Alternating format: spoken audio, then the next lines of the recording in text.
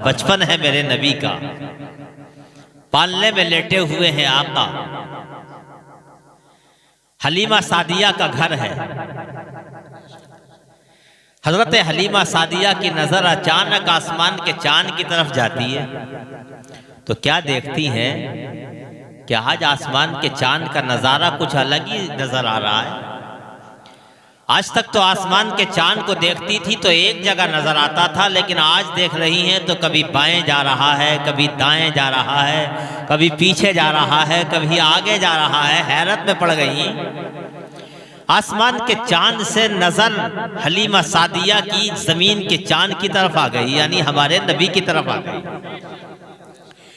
नबी को देखा, फिर आसमान के चांद को देखा तो कहती हैं हजरत हलीमा सादिया, हमारे नबी की प्यारी अम्मा जान रजाई माँ है, दूध पिलाने वाली माँ। देखा, कहती हैं कि मैंने देखा कि मेरे नबी की उंगली, शहादत की उंगली ऐसे उठती है और वो उंगली जो है जाती है, ऐसे जाती है तो चांद ऐसे जाता है, ऐसे जाती है तो चांद ऐसे जाता है, पीछे जाती है तो चांद पीछे जाता है, आगे जाती है तो चांद आगे चला जाता है। नबी का इख्तियार बचपन है। आसमान का चांद नबी की उंगली के सामने खिलौना बना हुआ नजर आ रहा है। ऐसा इख्तियार के रास्ते में जा रहे हैं मेरे सरकार। साथ में है हजरत अबू बकर सिद्दीक, साथ में है हजरत उमर फारूक आजम, साथ में है हजरत मौलाए कायनात, साथ में है हजरत उस्मान गनी, साथ में है हजरत अबू हुरैरा, साथ में है हजरत अनस। ये सहाबा साथ में हैं, जा रहे हैं। भूख लगी है शिद्दत की। रास्ते में एक घर पड़ता है एक औरत का, उनका नाम है उम्मे माबद। उनके घर में एक बकरी नजर आई। मेरे सरकार ने इरशाद फरमाया, ए उम्मे माबद, क्या बकरी का दूध दूहने की इजाजत है? इख्तियार देखें नबी का। तो औरत ने कहा कि बकरी के थनों में तो कुछ नहीं है, इसके थन तो बिल्कुल सूख चुके हैं, लेकिन तुम्हारा चेहरा इतना नूरानी है, तुम्हारा चेहरा इतना लाजवाब है, तुम्हारे चेहरे से ऐसी शुआएं फूट रही है कि मना करने को दिल नहीं करता। सरकार ने फरमाया बस इजाजत दो। उसने इजाजत दे दी। सरकार ने अपना दस्ते मुबारक लगाया है बकरी के थनों को, अल्लाह अकबर, सूखे थनों को दस्ते मुबारक लगाया। और जब सूखे थनों को दस्ते मुबारक लगाया ना, तो हाल ये था कि थन दूध से भर गए। अब कहते हैं उम्मे माबद जाओ, हदीस का मफहूम है, जाओ बर्तन लेकर के आओ। बर्तन लेके आती है, भर जाता है। दूसरा बर्तन लेके आती है, वो भी भर जाता है। तीसरा लेके आती है, वो भी भर जाता है। हजरत उम्मे माबद कहती हैं कि मेरे घर का कोई बर्तन खाली ना रहा, सारे घर के सारे बर्तन खत्म हो गए, लेकिन बकरी के थनों का दूध खत्म ना हुआ। ऐसा इख्तियार अल्लाह ने अता फरमाया। आज मैं कहता हूं साइंस ने बहुत तरक्की की है, बहुत तरक्की की है, टेक्नोलॉजी ने बहुत तरक्की की है। बल्ब बना दिया, माइक बना दिया, चांद पर पहुंचने की तैयारियां, बल्कि बास के एतबार से चांद पर पहुंच भी गए, पानी भी पहुंचा दिया, ये सब कुछ हुआ। फिजाओं में हवाई जहाज बना के उड़ा दिया, पानी पर चलने की चीजें बनाने लगे। लेकिन आज भी मेरे नबी के इख्तियार के सामने इस साइंस का कोई इख्तियार नहीं है। और ये सिर्फ दावा नहीं है, हम कहते हैं बहुत तरक्की कर ली, लेकिन सामने लगा हुआ कोई दरख्त हो, आप बड़े से बड़े साइंटिस्ट को बुला लें, बड़े से बड़े माहिर टेक्नोलॉजी को बुला लें, साइंसदान को बुला लें और उससे कहें इस दरख्त को साइंस का इस्तेमाल कर, टेक्नोलॉजी का इस्तेमाल कर, लेकिन दरख्त को किसी आले का आला लगाएगा नहीं, कोई मशीन लगाएगा नहीं, इसे अपने पास बुला ले। पूरी दुनिया के साइंटिस्ट फेल हो जाएंगे, टेक्नोलॉजी फेल हो जाएगी, बड़े बड़े साइंसदान जवाब देते नजर आएंगे। लेकिन वाह रे आमिना के लाल का इख्तियार, वाह रे अब्दुल्ला के लख्ते जिगर का इख्तियार, वाह रे हजरत हसनैन करीमैन के नाना का इख्तियार, मक्के में पैदा होने वाले नबी का इख्तियार, मदीने को मदीनतुल रसूल बनाने वाले नबी का इख्तियार। अल्लाह अकबर। मेरे नबी ने हजरत जाबिर से कहा है, ऐ जाबिर जरा ये सामने दरख्त है ना, इससे जाके कह दो है दरख्त तुझे मेरे नबी ने बुलाया है। अल्लाह अकबर। हजरत जाबिर जाते हैं और नबी का नाम लेते हैं दरख्त के सामने। खुद फरमाते हैं कि दरख्त दाएं हिलता है, बाएं हिलता है, पीछे हिलता है, आगे हिलता है, जमीन से उखड़ जाता है और मेरे नबी की बारगाह में चल करके ऐसे आ रहा है जैसे इंसान एड़ियों के बल चला करता है। ऐसा इख्तियार। तो नबी को अल्लाह ने इख्तियार दिया तो सारी कायनात का मालिक और मुख्तार बनाया। पूरी साइंस और टेक्नोलॉजी लग जाए और वो चाहे कि इंसान की उंगलियों से पानी निकाल दे, नहीं निकाल सकती, लेकिन ये मेरे नबी हैं। अल्लाह अकबर। आपकी उंगली से पानी के ऐसे चश्मे निकलते हैं कि सैकड़ों सहाबा को सैराब कर देते हैं।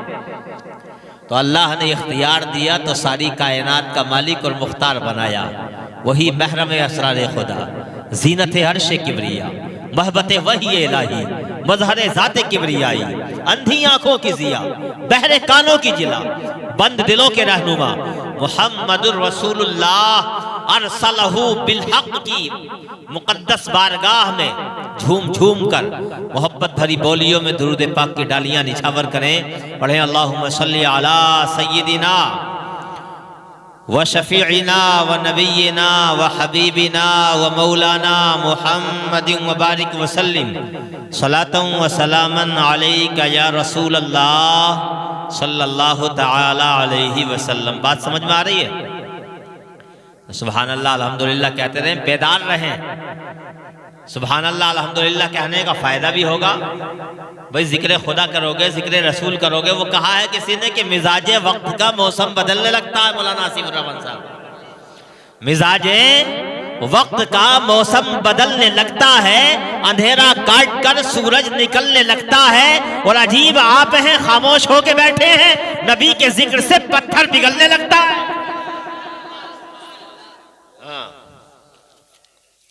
और किसी ने यूं कहा कि बड़े लतीफ हैं, नाजुक से घर में रहते हैं। क्या कहा? बड़े लतीफ हैं, नाजुक से घर में रहते हैं, मेरे हुजूर मेरी चश्मे तर में रहते हैं। और ये वाकया है, लिबासे बशर भी धोखा है, ये मौजज़ा है, लिबासे बशर में रहते हैं। और किसी ने यूं कहा न शाहों से मिला है न तवक्कर से मिला है। ये सब कुछ जो है ये सरकार का सदका ही तो है। न शाहों से मिला है न तवंगर से मिला है, न शाहों से मिला है न तवंगर से मिला है। अल्लाह का इरफान इसी दर से मिला है। औरों को मिला है तो मुकद्दर से मिला है। और मैं तो ये कहता हूं, औरों को मिला है तो मुकद्दर से मिला है, मुझको तो मुकद्दर भी तेरे दर से मिला है। मुझको तो मुकद्दर भी तेरे दर से मिला है। हजरात, आज का ये प्रोग्राम शादी के हवाले से किया जा रहा है। शादी होने वाली है हाफिज राशिद हुसैन की। अल्लाह ताला इनकी शादी में खूब बरकतें अता फरमाए। और जिन हजरात की अभी और शादियां नहीं हुई हैं और जिनकी बेटियां घरों में जवान बैठी हैं, अल्लाह ताला उनके लिए भी गैब से शादियों का इंतजाम फरमाए। शादी बड़ी मुबारक चीज है।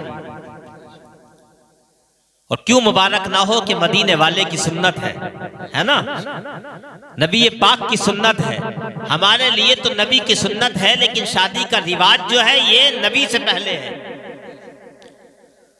ये हजरत ईसा अलैहिस्सलातु वस्सलाम से भी पहले, ये हजरत मूसा से भी पहले, ये हजरत सुलेमान से भी पहले, ये हजरत दाऊद से भी पहले, ये हजरत इब्राहिम से भी पहले, ये हजरत इस्माइल ज़बीहुल्लाह से भी पहले, ये हजरत नूह अलैहिस्सलातु वस्सलाम से भी पहले। बल्कि यूं कहो कि कायनात में सबसे पहले जिसकी शादी हुई है वो कौन है? हम सबके बाप हजरत, बोलो यार, नाम याद नहीं है? हम सबके बाप, बुलंद आवाज से बोलो, कौन? हम सबके बाप हजरत आदम अलैहिस्सलाम। और हम सबकी माँ, बहुत बड़ी कम नसीबी होगी अगर अपनी माँ का नाम भी हमें याद नहीं होगा तो। हम सबकी माँ हजरत हव्वा अलैहिस्सलाम। याद रखना, ये एक बात याद रह गई तो कम से कम जलसे की कामयाबी होगी कि नहीं। हम सब के बाप का नाम हजरत आदम और हम सब की माँ का नाम हजरत हव्वा अलैहिस्सलाम। ये सबसे पहला कायनात का जोड़ा अल्लाह ने बनाया। हजरत आदम अलैहिस्सलातु वस्सलाम को का दिल नहीं लगा। कहां रखा हजरत आदम को? जन्नत में रखा। दिल नहीं लगा। अल्लाह तबारक व तआला की बारगाह में ख्वाहिश का इजहार किया। अल्लाह तबारक व तआला ने हजरत आदम अलैहिस्सलातु वस्सलाम की बाईं पसली से हजरत हव्वा को पैदा किया और फिर निकाह किया। निकाह का मकसद क्या? निकाह का मकसद लितस्कुनु इलैहा, ताकि एक दूसरे से सुकून हासिल करें। निकाह हुआ। ये निकाह कहां हुआ? कहां हुआ ये निकाह? मालूम है? जन्नत में। कहां? जन्नत में। अरे यार बड़ी मुबारक है ये जन्नत। जन्नत हासिल करनी है कि नहीं? बड़ी मुबारक है ये जन्नत। और रमजान भी बिल्कुल करीब आ रहा है इस जन्नत को पाने के लिए। आ रहा है ना? बिल्कुल करीब आ रहा है रमजान। रमजान की रहमतें बिल्कुल करीब हैं। और रमजान से पहले हमने अपने आप को ऐसा बनाना है कि जब रमजान आए और उसका इस्तकबाल करें तो हम गुनाहों से मुकम्मल पाक होने चाहिए। जन्नत अल्लाह ताला अता फरमाता है रमजान के बदले में। क्या अता फरमाता है? जन्नत। और ये जन्नत कितनी मुबारक है। जन्नत का जिक्र आ गया। हजरत आदम हैं, जन्नत में रह रहे हैं। ये जन्नत कितनी मुबारक है। अल्लाहू अकबर। ये जन्नत इतनी मुबारक है कि जमीन पर जो हवा चलती है, रूए जमीन पर जब हवा चलती है तो जर्रात उड़ते हैं, रेत उड़ता है, कंकरियां उड़ती हैं, पत्थरियां उड़ती हैं, छोटे छोटे जर्रात उड़ते हैं। लेकिन जन्नत में जब हवा चलती है ना तो पता है हवा के साथ क्या उड़ता है? मेरे नबी फरमाते हैं कि मुश्को अंबर की खुशबुएं उड़ती हैं, किस्तूरी की खुशबू उड़ती है। अल्लाहू अकबर। यानी हर तरफ खुशबुओं से पूरी फिजा जो है वो महक जाती है। यहाँ चलता है, पानी चलता है, नालियों में पानी चलता है, नदियों में पानी चलता है, नहरों में पानी चलता है। ये पानी चला करता है, गंदा भी होता है, साफ भी होता है। लेकिन जो जन्नत में चलता है ना पानी, पता है कुरान में उसका जिक्र आया है, तजरी मिन तहतिहल अनहार, उसके नीचे नहरें रवा हैं। और ये नहरें कैसी हैं? मेरे नबी ने हदीस में जिक्र फरमाया, ये जो नहरें जन्नत में चलती हैं, कौसर सलसबील की नहरें चलती हैं, दूध की नहरें चलती हैं, शहद की नहरें चलती हैं। ये जन्नत इतनी मुबारक है अल्लाहू अकबर कि जन्नत में जब बंदा जाता है और जाने के बाद जब वो जन्नत में रहता है और जब रमजान के रोजे रखने वाला गुनाहों से पाकीज़ा इंसान जब जन्नत में जाता है तो अल्लाह तबारक व तआला की तरफ से पूछा जाता है, ए रोजेदारों, ए जन्नत में जाने वालों, ए जन्नत में रहने वालों, बताओ क्या तुम मुझसे राजी हो? तो बंदे कहते हैं, ए मालिक मौला, ए परवरदिगार, तुझसे हम कैसे राजी ना हो? तूने हमें वो नेमतें अता फरमाई हैं जन्नत में जिन नेमतों के बारे में कभी हमारी आंखों ने देखा भी नहीं था, कभी हमारे कानों ने सुना भी नहीं था, कभी हमारे ज़हन दिमाग में जिन नेमतों का तसव्वुर भी नहीं आया था। इतनी मुबारक है ये जन्नत कि जब बंदा जन्नत में जाएगा, अल्लाहू अकबर, तो आलम यह होगा कि वो जिस चीज का तसव्वुर करेगा वो चीज उसके सामने हाजिर कर दी जाएगी। इतनी मुबारक है ये जन्नत। जो तसव्वुर करोगे, यहां तो बड़ा कमाना पड़ता है ना, मेहनत करनी पड़ती है, अच्छा खाने के लिए सऊदी जाना पड़ता है कमाने के लिए, और न जाने आदमी पूरी रात और पूरा दिन कमाने में लगा हुआ है। लेकिन वहां कमाना नहीं है, वहां तो हाथ भी नहीं हिलाना। वहां तो सजदे में बंदे जब गिरेंगे ना अल्लाह का दीदार करके, तो अल्लाह फरमाएगा, ए बंदो, ये दारे अमल नहीं है, ये काम करने का घर नहीं है, ये तो दारे जजा है। यहाँ तो जो कमा के लाए हो ना दुनिया से, उसका फल मिलेगा। तो इसलिए जन्नत में जाना चाहते हो ना? चाहते हो तो नमाज पढ़नी पड़ेगी, रोजा भी रखना होगा, है ना, हज भी करना होगा अगर इस्तिताअत ताकत है तो, और गुनाहों से बाज भी रहना होगा, है कि नहीं है? हाँ, यही मैं बातें करूंगा, चंद बातें आप हजरात के सामने, इस्लाह की, है ना। काहे की बातें होंगी? इस्लाह की। तो मैं अर्ज ये कर रहा था, हजरत आदम अलैहिस्सलाम, बात वहीं आ गई क्या हजरत आदम अलैहिस्सलाम को अल्लाह ने पैदा फरमाया, जन्नत में रखा, दिल नहीं लगा, ख्वाहिश की, अल्लाह ने हजरत आदम की बाई पसली से हम सब की माँ हजरत हव्वा को पैदा कर दिया, पैदा किया, निकाह हुआ। कहाँ हुआ ये निकाह? कायनात का सबसे पहला निकाह, पूरी कायनात का सबसे पहला निकाह हो रहा है। ये कहाँ हो रहा है? जन्नत में निकाह हो रहा है। अल्लाहू अकबर। जन्नत में पढ़ाने वाला भी कौन है? कोई दुनियादार नहीं है, सारी कायनात को बनाने वाला पालनहार है। एक रिवायत के मुताबिक अल्लाह के हुक्म से हजरत जिब्रील ने पढ़ाया, और एक रिवायत के मुताबिक अल्लाह तबारक व तआला ने खुद ये निकाह पढ़ाया हजरत आदम का। सुभान अल्लाह, ये निकाह हो गया, पहला निकाह कायनात का वजूद में आ गया। हजरत आदम ने चाह हाथ लगाए हजरत हव्वा के करीब जाएं, अल्लाह ने फरमाया नहीं, रुक जाओ। क्या कहा? रुक जाओ। हजरत आदम रुक गए। कहा? मौला मेरी बीवी है, रोका क्यों जा रहा है? रब ने फरमाया महर अदा करो। क्या अदा करो? सुनो, गौर से सुनना, महर अदा करो। महर कितना जरूरी है? हुआ ना महर जरूरी? सबसे पहला निकाह हाथ लगाने से रोक दिया गया। हम सब के बाप हजरत आदम को कहा महर अदा करो। आज महर के बारे में बड़ा मामला खराब है। एक साहब को तो पता चला, पहले दिन डंडा लेके गए थे, कोई कहने लगा भाई माफ नहीं किया तो क्या करोगे? बोली डंडी लेके जा रहा हूं, संटी लेके जा रहा हूं। बोले ऐसे ना तो ऐसे माफ करेगी, डंडे के जरिए, तो ऐसे भी माफ कराया जा रहा है। हमारे यहाँ बड़ा बड़ा बहादुर बनने वाला मर्द जो है ना, उस दिन रात को जाके बीवी से महर माफ कराता है। बोले महर माफ कर दे। अबे कैसी बहादुरी तेरी? ये तो बुज़दिली है। बहादुरी तो ये होती कि जो महर रखा गया था तो हाथ में लेता और कहता अल्लाह ने तुझे मुझे अता किया है, ले उसका एवज ये महर है जो अल्लाह ने मेरे ऊपर जरूरी करार दिया है, ले ये महर ले। माफ कराने का क्या मतलब? ये माफ कराने के लिए महर हुआ था, और ये जबरदस्ती का माफ कराना, ये माफ कैसा? भाई बीवी के हाथ में तू देता महर, उसे मालिक बनाता, वो हाँ फिर तुझे देती कि इसे अपने खर्चे में कर लो, आप बाल बच्चों के खर्चे में करो, तब तो सही था, हाँ माफ हो जाता। वो अपनी मर्जी से अगर ऐसा करती तो, लेकिन उसे तुमने मालिक ही नहीं बनाया यार, उसके हाथ में कुछ दिया ही नहीं है, वो कह रहे हो माफ कर दे। क्या माफ करा रहे हो?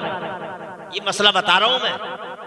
तो महर, ये माफ करने का जो रिवाज चला ना, ये बड़ा गलत है। महर अदा करो। अगर मुअज्जल है यानी जो जरूरी, हाथों हाथ, एक होता मुअज्जल यानी हाथों हाथ अदा करने का, रात को बीवी के पास जाओगे उसके हाथ में दे दोगे। माँ बाप के हाथ में नहीं दिया जाता महर, जैसे आजकल बहुत सी जगह होता है मुअज्जल महर को जो है वही ले लिया जाता है और माँ बाप को जाके दे दिया जाता है, कोई भाई रख लेता है। नहीं, जो फौरी तौर का महर होता है उसका मतलब ये होता है कि रात को जब आप बीवी के पास जाएं तो उसे अदा करें। समझ गए बात? हाँ। और जो उधार होता है तो जिंदगी में जब चाहें आप वो उसे अदा कर दें, लेकिन अदा करना जरूरी है। ऐसा नहीं कि माफ कर दे, आप पहले उसको देंगे, बाद में वो आपको दे दे, कोई बात नहीं। समझ गए ना? हाँ। तो ये जबरदस्ती जो है, महर इतना जरूरी है, इतना जरूरी है कि अगर आदमी मर भी गया ना, मर भी, तब भी माफ नहीं होगा। मरने के बाद बहुत से माफ कराते हैं। अब वो जब जिंदगी में ही माफ ना किया उसने, तो अब मरने के बाद जवाब देगी जब रूह ना हो उसके अंदर। मरने के बाद भी जो विरासत छोड़ी है ना, उस विरासत से महर अदा किया जाएगा। मरने के बाद भी छूटेगा नहीं वो। तो महर इतना जरूरी है। तो मैं अर्ज ये कर रहा था हजरत आदम से, अल्लाह ने कहा हाथ नहीं लगाना। ये जरूरी बातें हैं बहुत, है कि नहीं है? हाथ नहीं लगाना, महर अदा करो। महर अदा करवाया गया। क्या महर था?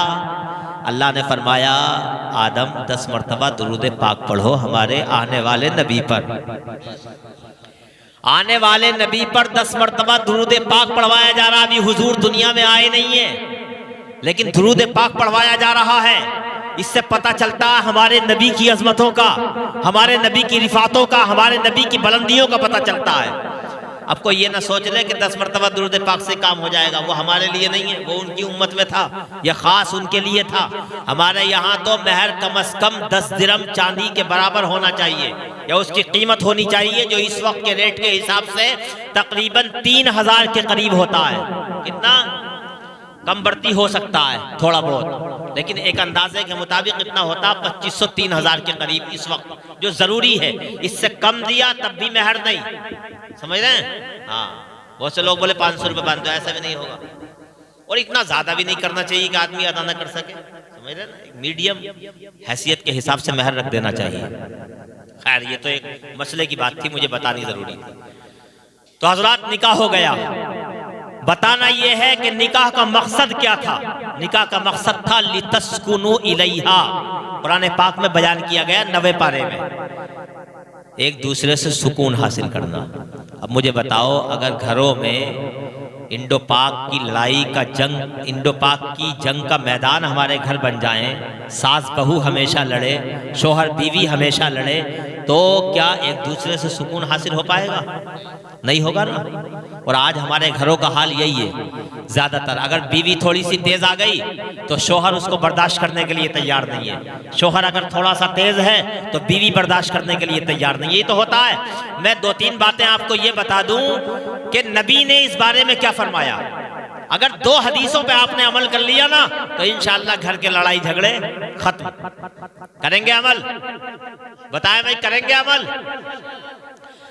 मेरे नबी ने फरमाया, हुजूर ने फरमाया, सारी कायनात के मरकज़ अकीदत ने फरमाया कि अगर कोई बीवी ऐसी है जो अपने शोहर की बदअखलाकी पर सब्र करती है, माए बहनें सुने हमारी, फिर मर्दों के लिए भी बताऊंगा, दोनों के लिए बात बताऊंगा, एक के लिए नहीं। हुजूर ने फरमाया अगर कोई बीवी ऐसी है जिसका शोहर तेज है, सख्त मिजाज है, बद अखलाक है, और वो उसकी बद अखलाकी पर, उसकी तेजी पर सब्र कर लेती है, जवाब नहीं देती लौट करके, सब्र कर लेती है, हुजूर फरमाते हैं अल्लाह तबारक व तआला उस औरत को हजरत आसिया अलैहिस्सलाम के सब्र का सवाब अता फरमाएगा।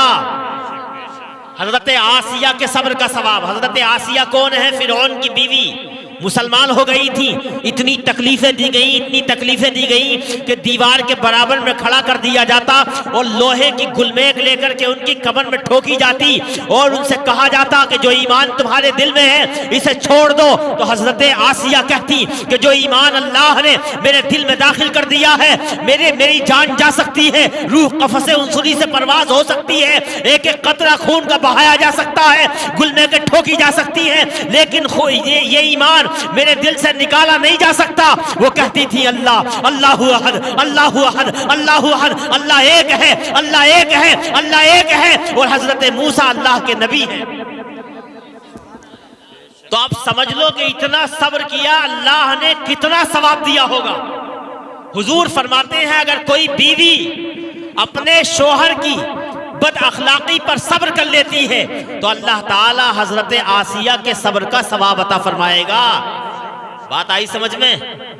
और हुजूर फरमाते हैं अगर कोई बीवी तेज आ गई घर में, हदीस का मफहूम है कोई बीवी तेज आ गई, ऐसा भी हो सकता है भाई, कभी कभी ऐसा होता है मर्द सीधा होता है, कभी ऐसा होता है कि बीवी सीधी होती है, लेकिन ऐसा हुआ बीवी बहुत तेज आ गई और मर्द जो है वो इतना तेज नहीं है, वो सीधा है।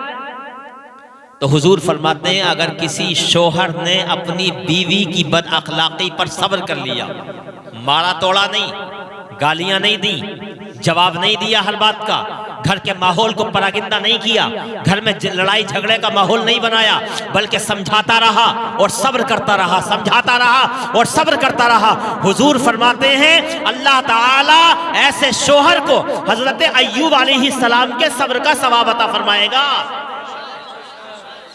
हजरत अय्यूब अल्लाह के नबी हैं। कौन है? नबी। बहुत लंबी बीमारी लगी, पूरे बदन में आबले पड़ गए थे, फलक पड़ गए थे, सब्र किया था। अब समझ लो कि अल्लाह ने अपने नबी को सब्र का कितना सवाब दिया होगा। अल्लाह के हबीब फरमाते हैं जो मर्द अपनी बीवी की बदअखलाकी पर सब्र कर लेगा अल्लाह ताला उसे हजरत अय्यूब के सब्र का सवाब अता फरमाएगा।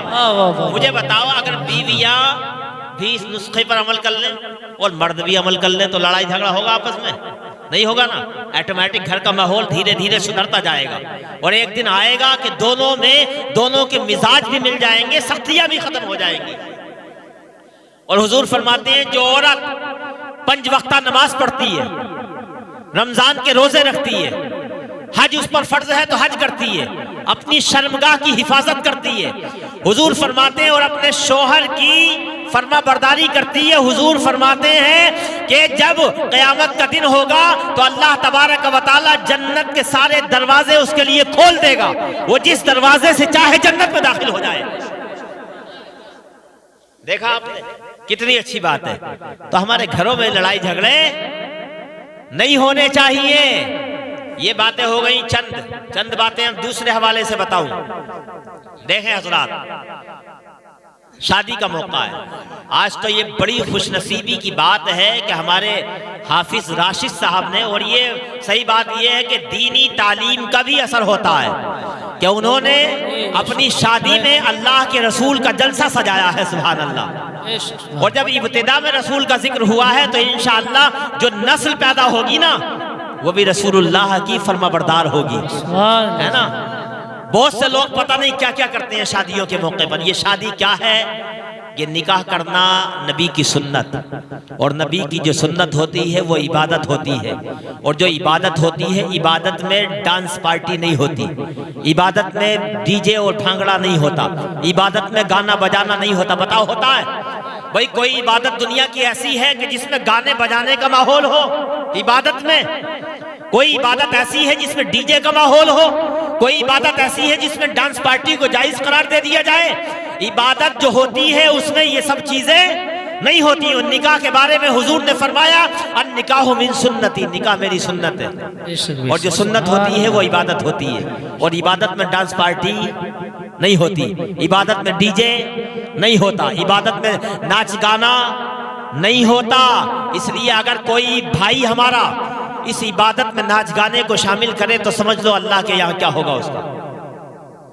आज बड़ा अजीब माहौल हो गया है। बहुत से लोग ऐसे ऐसे गुनाहों में मुलव्विस हैं, अल्लाह खैर फरमाए।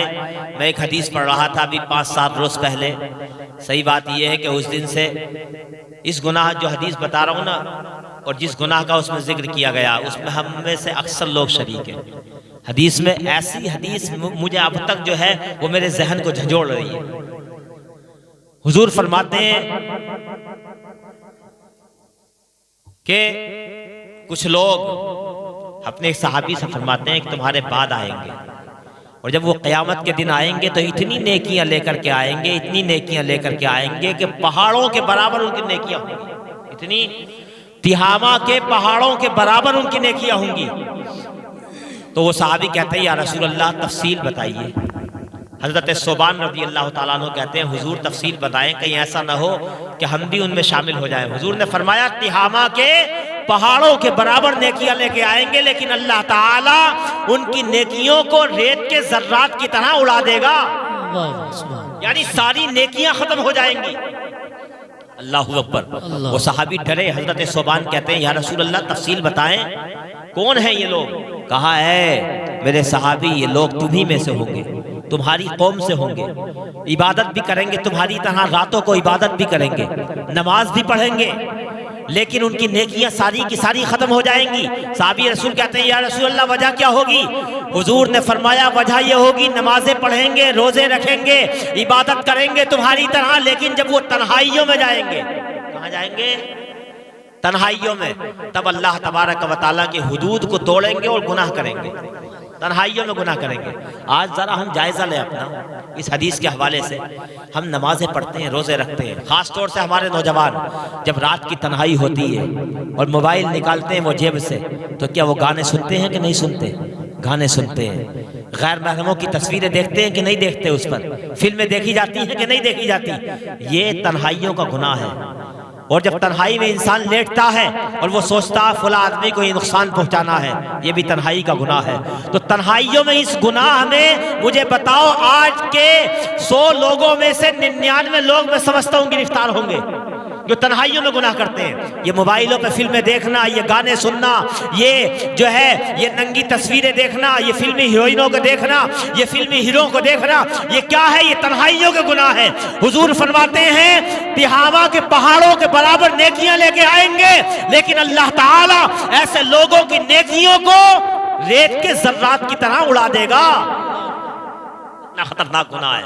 और एक हजरत अब्दुल्ला बिन ज़ैद फरमाते हैं कि मैं कब्रिस्तान से गुजर रहा था तो मैंने देखा कि कब्रिस्तान से एक मुर्दा कब्र से निकला है और फिर उसके बाद एक शख्स और निकला है और ये मुर्दा जंजीर में बंधा हुआ है और जंजीर में बंधा हुआ है दूसरा शख्स जो बाद में निकला है वो इसे खींचता है और फिर कब्र में ले जाता है। और कब्र में ले जाने के बाद इतना मारता है ये शख्स कहता है, ऐ अल्लाह के फरिश्ते ये तो बता, क्या मैं नमाज नहीं पढ़ता था, क्या मैं रोजा नहीं रखता था, क्या मैं ज़कात नहीं देता था, आखिर तू मुझे मार क्यों रहा है, तू मुझे कब्र में सजा क्यों दे रहा है। तो वो फरिश्ता कहेगा, ऐ बंदे जरूर तू नमाज नहीं पढ़ता था, तू रोजा भी रखता था, तू ज़कात भी देता था, तूने हज भी किया था, लेकिन जब तू तन्हाई में जाता था, जब तू अकेले में जाता था, जब रात का सन्नाटा होता था, जब तू बिस्तर में लेटता था तो तू अल्लाह के हुदूद को तोड़ता था और तू तन्हाइयों में गुनाह किया करता था।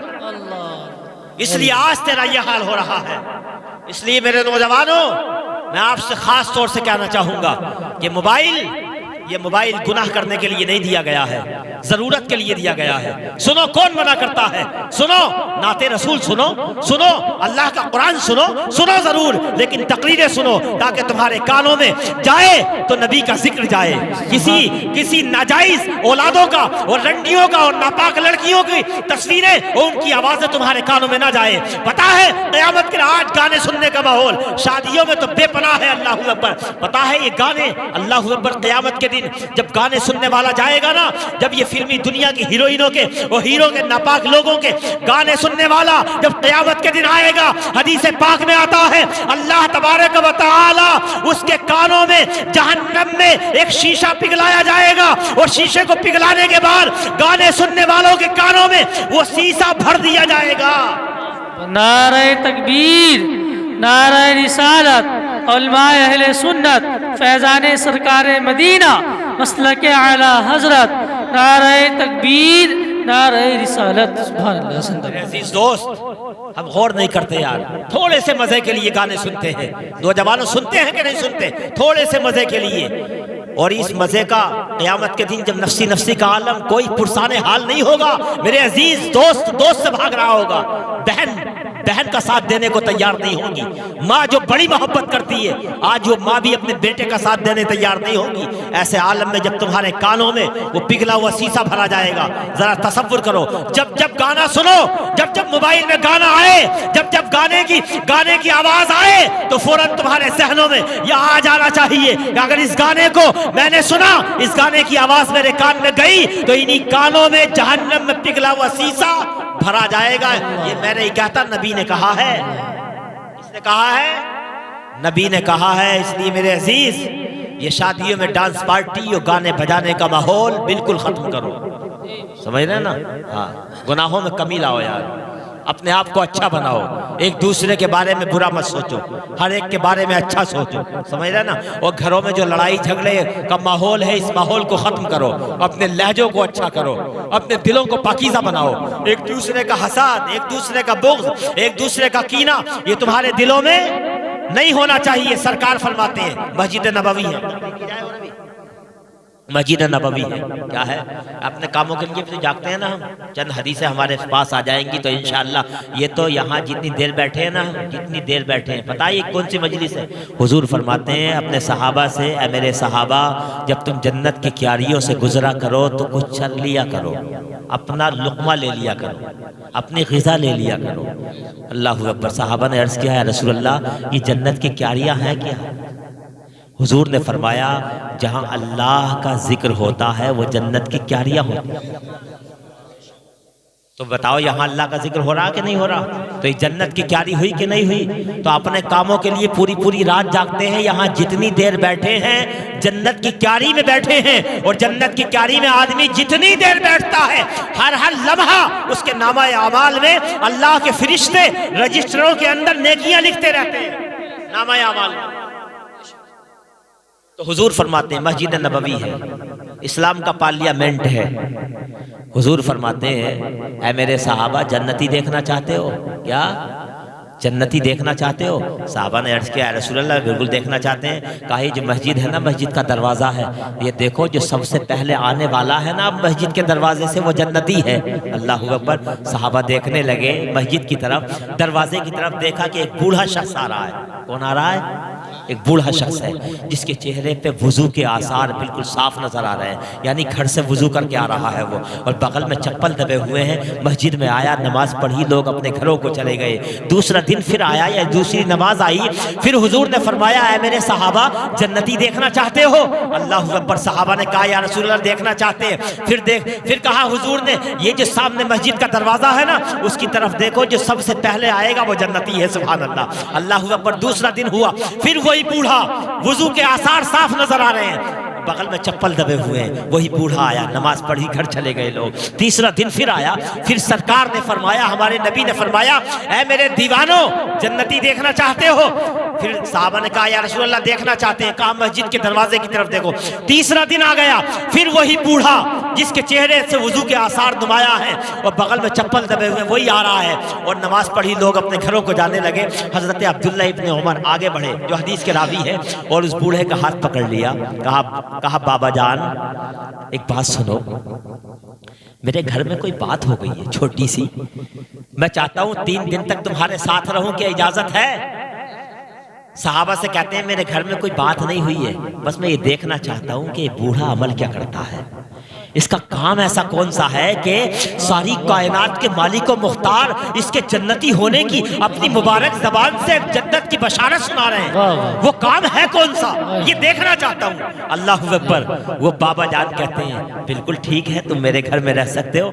ये चले गए, हजरत अब्दुल्ला इब्ने उमर उनके घर चले गए। शाम को खाना खिलाया, रात को बिस्तर लगा दिया गया, सो गए, चारपाई पे सोए, लेकिन सोए नहीं, चादर तान ली। गौर से सुनना, जोश में नहीं, बात समझ में आनी चाहिए कि नहीं है? चादर तान दी, चादर तान के लेटे, लेकिन सो नहीं रहे। एक लम्हे के लिए भी नींद नहीं आ रही है, एक लम्हे के लिए भी, नींद तो बहुत दूर, ऊँग भी नहीं आई। पूरी रात देखते रहे चादर की तरफ, चादर हल्की चादर थी, उसमें से देखते रहे कि देखूंगा ये बूढ़ा रात को कब उठता है, कौन सा अमल करता है, कौन सी नेकी करता है, कौन सी नमाज पढ़ता है। अल्लाह अकबर। हजरत अब्दुल्ला इब्ने उमर कहते हैं पूरी रात गुजर गई, कोई अमल दिखाई नहीं दिया। हाँ, बस इतना देखता था, जब ये बूढ़ा करवट लेता था, जब ये करवट लेता था, जब एक तरफ से दूसरी तरफ लेटता था, तो अल्लाह इसकी जबान से निकलता था, इसके अलावा कुछ नहीं इसकी जबान से निकलता था। अल्लाह अकबर। पूरी रात गुजर गई, कोई अमल नहीं देखा। तहज्जुद की नमाज पढ़ी, यानी 5 वक्ता नमाज तो पढ़ रहे थे, तहज्जुद तो पढ़ते थे, वो तो तमाम सहाबा पढ़ते थे, उसके अलावा कोई अमल नहीं देखा। अल्लाह अकबर। दूसरा दिन हो गया, जब वो खेत में काम करने के लिए जाते हैं, तो हजरत अब्दुल्ला इब्ने उमर भी साथ जाते हैं, ये भी साथ जाते हैं। पूरा दिन देखा, पूरा दिन कोई अमल दिखाई नहीं दिया। रात फिर हो गई, फिर रात को सोए, पूरी रात गुजर गई, एक लम्हे के लिए भी हजरत अब्दुल्ला इब्ने उमर सोए नहीं, लेकिन कोई अमल दिखाई नहीं दिया। हैरत में पड़ गए, बात क्या है? 2 दिन हो गए, कोई अमल नहीं। तीसरा दिन आ गया, तीसरे दिन फिर जो है वो काम वगैरह जितना भी किया, साथ में रहे, पूरा दिन साथ रहे, पूरी रात बिस्तर पे लेटे, रात भर देखते रहे।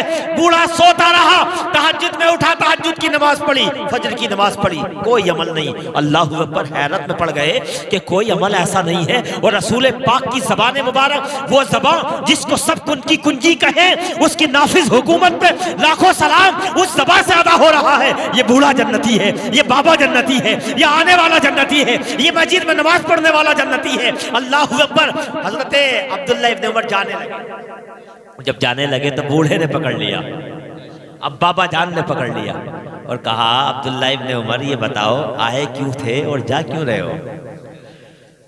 कहने लगे आया इसलिए था कि मैंने नबी की ज़बान से सुना था कि तुम जन्नती हो, और एक दिन नहीं सुना, 2 दिन नहीं सुना, बराबर 3 दिन तक नबी की ज़बान से तुम्हारे लिए जन्नती होने की बशारत सुनाई जाती रही। मैं हैरत में था कि अमल कौन सा है, नेकी कौन सी है, लेकिन मुझे दिखाई नहीं दी। या तो आप मुझसे छुपाना चाहते हो या मैं समझ नहीं पाया, कोई बात समझ में नहीं आती। हजरत वो बूढ़ा, वो बाबा जान कहते हैं मुझे मालूम है तुम किस लिए आए हो, मुझे मालूम है, और मुझे ये भी मालूम है 3 दिन से तुम सोए नहीं हो। यार सहाबा का इश्क देखो, सहाबा नेकी को जानने की कोशिश कितनी हुआ करती थी। यानी वो जागते थे इसलिए नहीं कि अपने दुनियावी कामों के लिए, बल्कि जागते इसलिए थे ताकि पता चल जाए कि ये बंदा कौन सी नेकी करता है कि जिसकी वजह से जन्नत में जाएगा। ये देखने के लिए 3 दिन तक जाग रहे हैं। तो हजरत वो बाबा जान कहते हैं अब्दुल्ला इब्न उमर, अभी तो 3 दिन हुए, अगर 3 साल भी हो गए ना तो 3 साल में भी तुम पता नहीं लगा पाओगे कि वो नेकी है कौन सी। 3 साल में भी नहीं देख पाओगे कि वो अमल है कौन सा। हजरत अब्दुल्ला इब्न उमर हैरत में पड़ गए। कहा ऐ बाबा जान बता तो दो क्या है वो अमल। कहा बताना तो नहीं चाहता था, लेकिन तुमने मेहनत बड़ी की है, तुमने कोशिश बड़ी की है, इसलिए मैं भी चाहता हूं कि तुम्हें बता दूं कि वो अमल क्या है।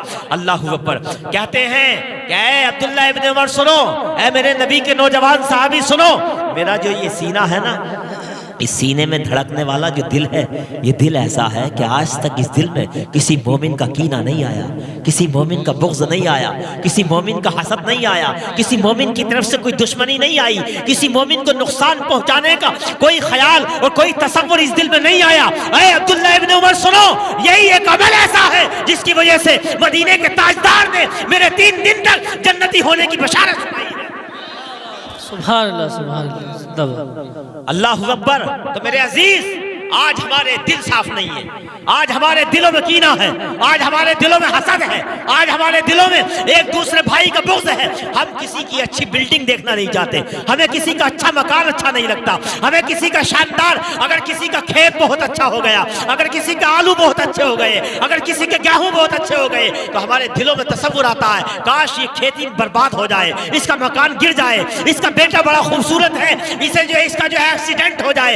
यानी ऐसे गलत तसव्वुरात हमारे जहनों में आते हैं। इसलिए आज हमारे सामने बर्बादियां हैं, आज हमारे सामने तबाहियां हैं, आज हम मारे जा रहे हैं, आज हमें गोलियों का निशाना बनाया जा रहा है। मेरे अजीज दोस्तों, ये दिल जो है ये अल्लाह ने किसी मोमिन के बुग़्ज़ के लिए नहीं दिया है, किसी मोमिन के कीने के लिए नहीं दिया, किसी के हसद के लिए नहीं दिया, किसी को नुकसान पहुंचाने के लिए नहीं दिया, बल्कि ये दिल अल्लाह ने दिया है जिक्र खुदा के लिए दिया है, जिक्र रसूल के लिए दिया है, मोहब्बत रसूल बसाने के लिए। सुभान अल्लाह, सुभान अल्लाह। इस दिल में नबी की मोहब्बत बसाओ, नबी का प्यार बसाओ, नबी का इश्क बसाओ, और इस दिल से निकले तो सुभान अल्लाह निकले, इस दिल से आवाज निकले तो अल्लाह अल्लाह की आवाज निकले, इस दिल से आवाज निकले तो या रसूल अल्लाह अस्सलातु वस्सलामु अलैका या रसूल अल्लाह की सनाएं निकलनी चाहिए।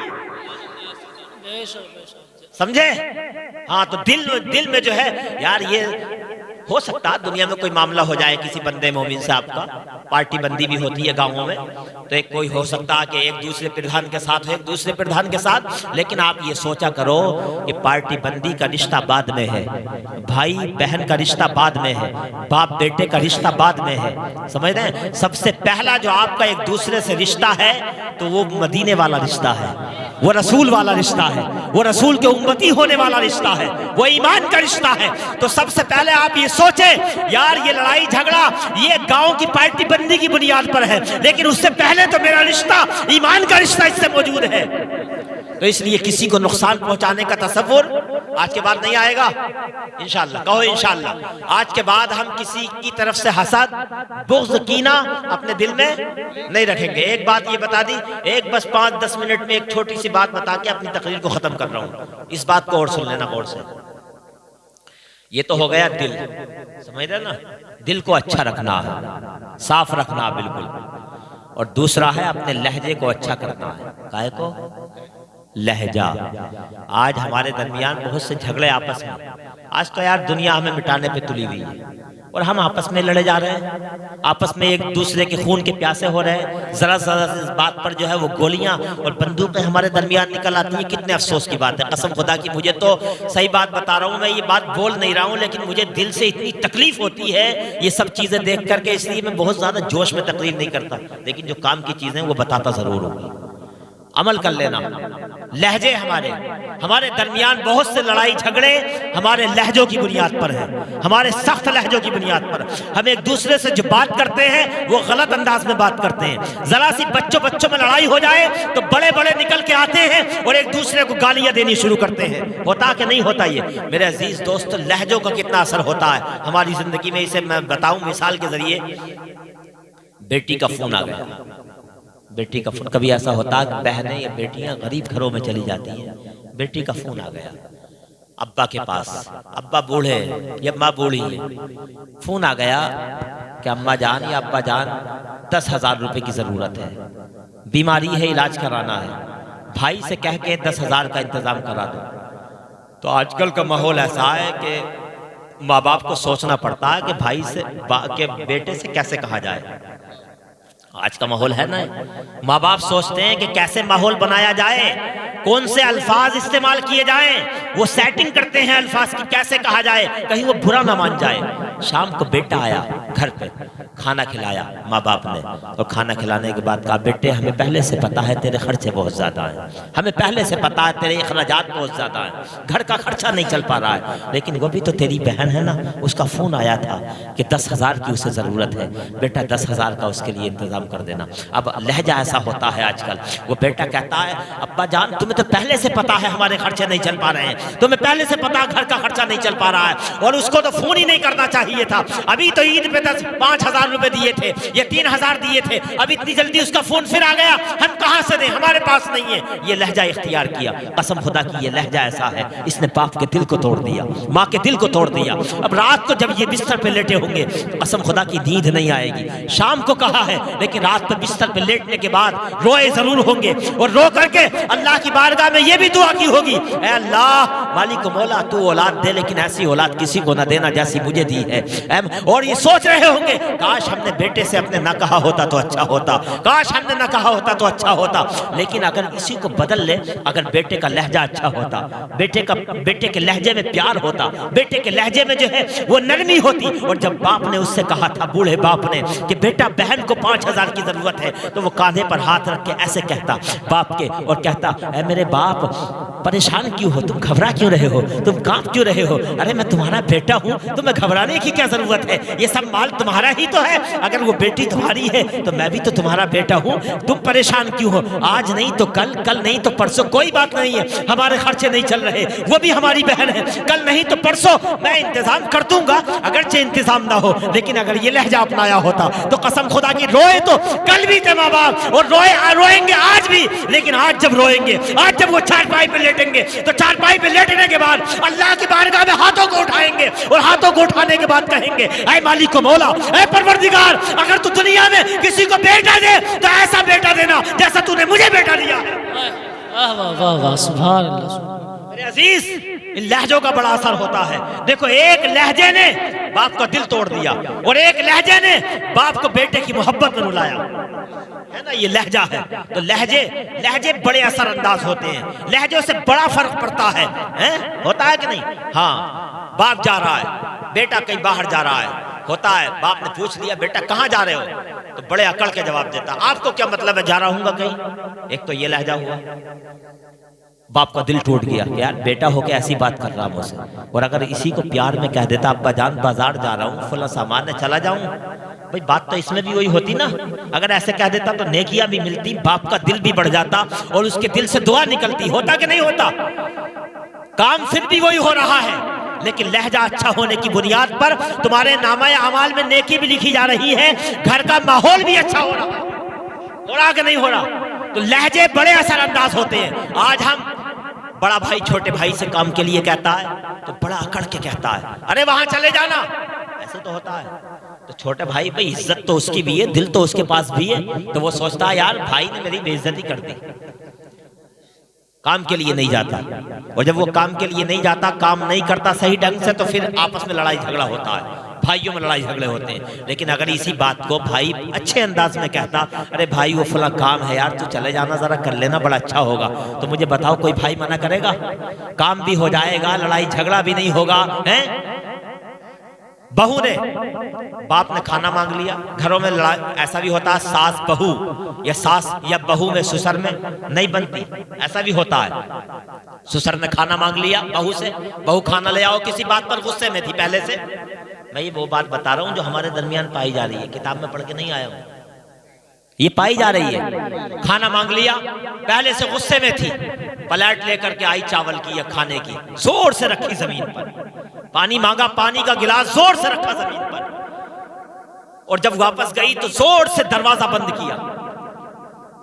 तो खाना तो लाई, हो सकता खाया भी हो, लेकिन बाप को तकलीफ बड़ी हुई होगी। खाना तो खाया होगा लेकिन दिल से नहीं खाया होगा, बड़ी तकलीफ पहुंची होगी, बड़ा दिल दुखा होगा। शाम को ऐसा होता है जब बाप का दिल दुख जाता है बहू वगैरह से, तो बेटे अपनी औलाद के सामने आंसू निकल आते हैं। शाम को बेटा आया, बेटे के सामने बाप रोने लगा। वो समझ गए कि आज जो है बहू ने कुछ ना कुछ कहा है। बहू को आवाज दी, बहू, तो वो कहती है दूर से, हाँ बाप ने शिकायत की होगी, बाप ने शिकायत की होगी। इनसे पूछो जरा कि मैंने इनसे क्या कहा है।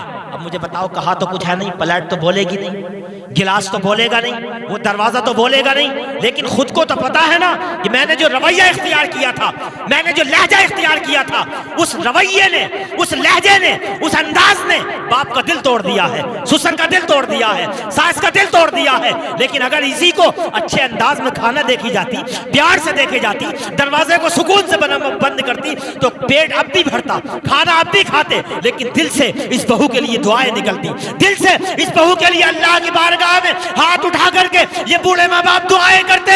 तो मेरे अजीज, लहजों का और रवैयों का हमारी जिंदगी में बहुत बड़ा असर होता है। इसलिए हमारे लहजे अच्छे होने चाहिए। इन लहजों की इतनी अहमियत है कि कुरान करीम में हजरत, आखिरी बात बिल्कुल, कुरान करीम में हजरत लुकमान अलैहिस्सलाम ने का वाक़या बयान किया गया कि वो जब दुनिया से जाने लगे तो अपने बेटे को नसीहत करते हैं, बेटे को बुलाते हैं, बेटे कुछ नसीहतें हैं मेरी, अब मैं दुनिया से जा रहा हूँ, उन्हें याद रखना। उनमें एक नसीहत मैं आपको बताऊं, एक नसीहत ये की थी उन्होंने जो 21वें पारे के 11वें रुकू में बयान की गई। अल्लाह ने फरमाया, उनका कौल नकल किया कि वला तुसाहिर खद्दका लिन्नास, ऐ बेटे लोगों से रुखसार टेढ़ा करके बात मत करना, मुंह टेढ़ा करके बात मत करना। क्या हुआ? ये तो हुआ लहजा गलत इख्तियार मत करना, अकड़ के बात मत करना, गाली से बात मत करना, ये तो मतलब हुआ। अब ये मैं बताना ये चाहता हूं कि अच्छे लहजे और बुरे लहजे, यानी लहजे की अहमियत इतनी ज्यादा है कि हजरत लुकमान की इस नसीहत को अल्लाह ने कुरान में जगह अता फरमाई, कुरान करीम में जगह अता फरमाई। तो इसलिए मेरे अजीज दोस्तों, अपने दो चीजें, आज की तकरीर का जो खास है मकसद है वो दो चीजें हैं। एक, अपने दिल को अच्छा बनाना, यानी दिल में किसी का कीना, बुग़्ज़, हसद, दुश्मनी, ये सब नहीं, बल्कि दिल फ़कत अल्लाह उसके रसूल के जिक्र के लिए हो, है ना, और मोमिनों की मोहब्बत के लिए। और दूसरी बात मैंने बताई, अपने लहजों को क्या है, अच्छा करो, मिठास पैदा करो। एक साहब से हमने एक बात कह दी तो कहने लगे, मौलाना मैं कड़वा इसलिए हूं कि मैं सच्चा हूं। हम भी तो कहते हैं ना आपस में, मेरी बातें लोगों को कड़वी लगती हैं, मैं सच्चा बहुत हूं इसलिए। मैंने कहा भाई ये मिसाल गलत है, ये मिसाल गलत है। इसलिए कि अगर कड़वा होना सच्चे होने की पहचान होता तो कायनात में हमारे नबी इतने मीठे ना होते। इसलिए कि पूरी कायनात में आमिना के लाल से ज्यादा कोई मीठा नहीं, अब्दुल्ला के लख्ते जिगर से ज्यादा कोई मीठा नहीं, हजरत मदीने के ताजदार से ज्यादा किसी का लहजा नरम नहीं, कसम खुदा की। और तारीख और हदीसें इस बात को साबित करती हैं कि आज तक कायनात में मेरे नबी से ज्यादा सच्चा भी कोई नहीं है।